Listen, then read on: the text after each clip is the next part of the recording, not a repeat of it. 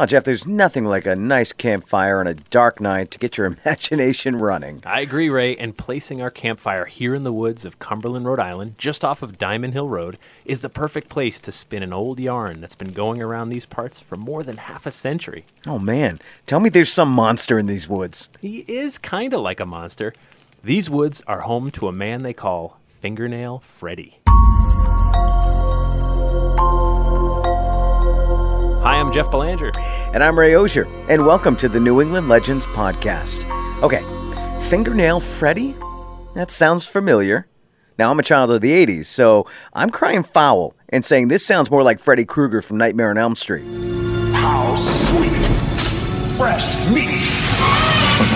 Ray, I too am a child of the 80s and appreciate the cultural significance of Freddy Krueger and Wes Craven's horror masterpiece series as much as the next guy wearing, parachute pants and sporting a mullet. But allow me to cry foul back on this one. All right, how so? Because Nightmare on Elm Street came out November 16th, 1984. And Fingernail Freddy of Cumberland, Rhode Island, he dates back at least to the 1950s. Now, are you suggesting Wes Craven may have lifted this one? Not exactly. All right, let's set this up. First, I want to thank my friend and folklorist, Dr. Michael Bell, author of Food for the Dead. It's a book about vampires in early New England, for this lead. I first heard about it on his website. The story starts at Camp Ker-Anna in Cumberland. This camp was founded in 1937 right near the Diamond Hill Reservoir.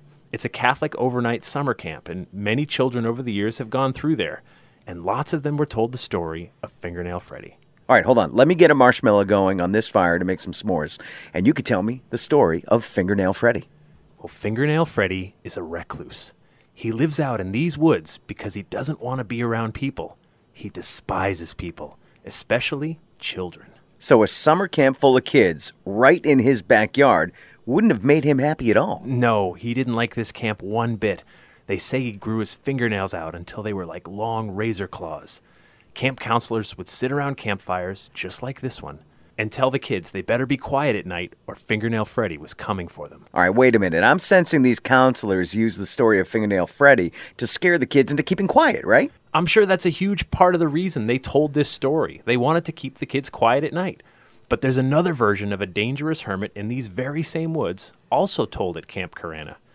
And they call this guy Hotshot Charley. Hotshot Charley? All right, let me load up another marshmallow. Hotshot Charley is an old homesteader who was said to live in a log cabin in this forest. He had a barn, a small farm, and lived here with his wife and children. He was pretty self-sufficient, so he kept to himself, but that doesn't mean kids didn't come by to mess with him. Well, what did they do? They'd open the animal pens, they'd let his cows out, they'd steal his crops or knock them over, and just generally vandalize his property. Until one day, Charlie had had enough. What did he do? They say Hotshot Charley grew so tired of the vandalism that he took to loading his shotgun with rock salt. If he caught you trespassing, he'd unload his shotgun on you. The rock salt would pierce your skin and offer a salty burn. Ow! Well, it seems I've heard this story about some pissed-off farmer with a rock salt shooting shotgun before. I'm sure you have. I've heard it as well. All right, let's look into this part of the story a bit more, because the rock salt shooting farmer is so prevalent. Okay, what did you find? Well, first we know the idea of shooting rock salt from a shotgun goes back at least to the 1950s, and likely a few decades earlier than that. What happened in the 1950s? All right, there was a television series on ABC called The Rifleman, which first aired in 1958. It was a Western series that followed an Old West rifleman named Lucas McCain, who was played by Chuck Connors, one of those 1950s actors with the jet black hair and the chin you could set your watch by. In one of those episodes, Lucas McCain loads his rifle with rock salt, because apparently he didn't want to kill the guys he was shooting at, but just, sting them real good. Those writers no doubt heard stories of their own back then about angry farmers and rock salt, but did anyone actually do it? I'm sure they did. So doing some more research, I came upon a blog on the Box O' Truth website, a website for gun enthusiasts, where the author, who goes by Old Painless, experimented with loading rock salt into shotgun shells to see their effect. I love that. So what did he do? Well, he took some empty shotgun shells, the kind you would load yourself, and filled them with rock salt. He set up a cardboard outline of a torso 20 yards away, aimed his shotgun, and Old Painless showed photographs of the cardboard that only had minor dents in a couple of places from the rock salt impact. So as he wrote, There's no way it would break the skin if that were a person. But he did say the report from the firing was as loud as normal. However, the gun gave almost no recoil. So if you were eating French fries or something, at that distance, he may have salted them for you. Right. Now, if only the next shot had ketchup. But Old Painless repeated the experiment at 10 yards. But this time, he placed a towel around the cardboard to simulate clothing. On the second firing, he saw a few deeper dents in the cardboard. But still, he doubts it would be enough to break the skin. So he tried again from 12 feet.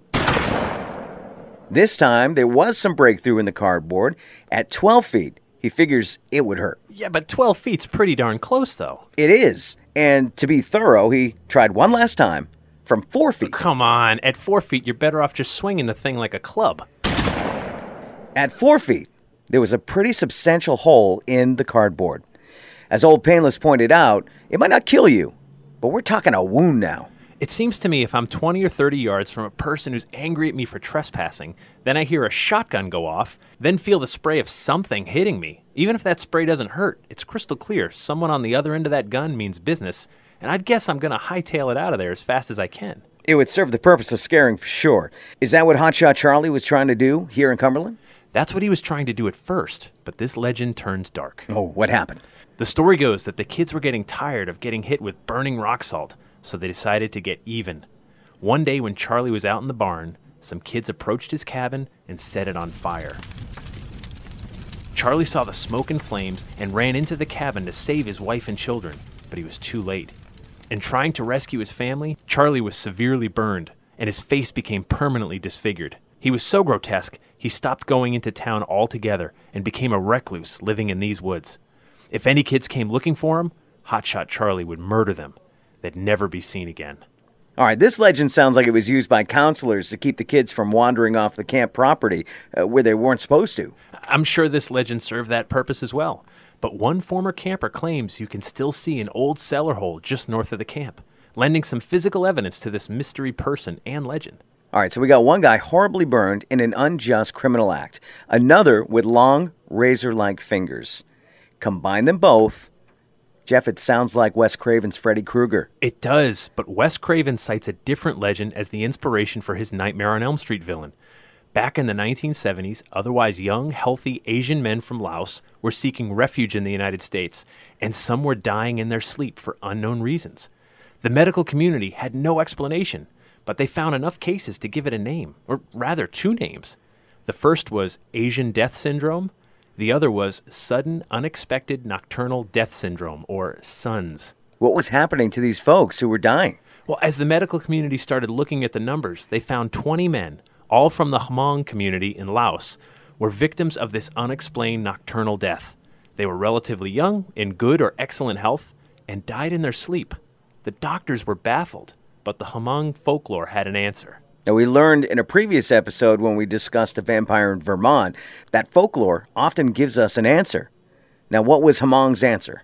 In the old country, they believed a creature called the Da Cho came to you in your dreams and attacked you. The way to keep him at bay was to make offerings to the spirits of your ancestors, who would fight off the Da Cho for you. When the Hmong people came to America, they wanted to assimilate into American culture, so many of them stopped their old practices and offerings. Believers blame the Da Cho for these nocturnal deaths. So Wes Craven hears about this story, a creature that kills you in your dreams, maybe mixes in a few other elements from stories and legends he's heard, and we get the horror movie icon, Freddy Krueger. Freddy Krueger scares us because so many parts of his character sound familiar, like a song you've heard before. If you were a camper at Camp Ker-Anna in Cumberland, Rhode Island, Fingernail Freddy and Hotshot Charley soaked into your DNA. So when you see even the slightest reminder of those nightmarish figures, you're suddenly a child again, sitting by the campfire and terrified of what monsters are lurking in those dark woods behind you. All right, I think it might be time to put this campfire out and go home. You can listen to this and all our past episodes for free on our website at OurNewEnglandLegends.com. We always post pictures and further links. And to see links to the old Painless Rock Salt Shotgun blog, just click on this episode, number 22, to find it. And you can also subscribe to our podcast for free on iTunes, Google Play, Stitcher, or wherever you get your podcasts. Do us a favor and post a review. We appreciate you spreading the word about what we do. Until next time, remember, the bizarre is closer than you think.